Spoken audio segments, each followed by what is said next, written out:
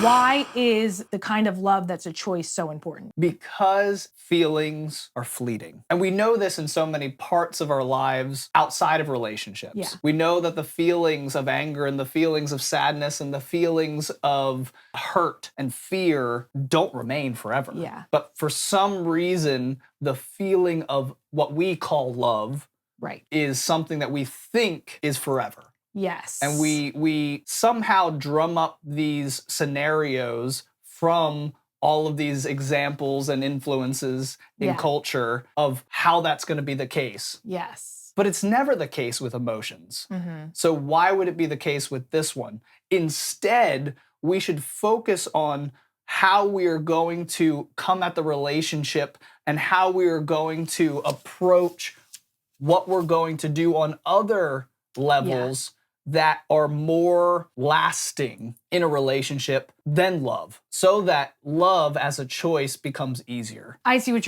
can you just explain what that might look like? I think there's a way in which we can care for our spouse. Yeah. And then I think there's a way that we can show respect to our spouse. And then I think there's a way that we can allow ourselves to be influenced by our spouse. Yeah. That inversely, and it's something that a lot of people don't understand, inspires your spouse to want to care for you more and inspires them to want to respect you more and be influenced by you. Yes. So if you want to be an influence on your spouse, you have to first be allowed to be influenced by them. Yes. With all of these factors, it's the inverse of what we might think. Yeah. We think we need to force it on people, but it's not the case. People don't love to be forced upon. They want to have that same level of care and respect and influence that you desire. Right. So it needs to be that mutual give and take. And with those factors in place, I think we can get to a place where we do love the version of the relationship that we're in. Yes. So the choice, I don't actually think when a lot of these other factors are worked on,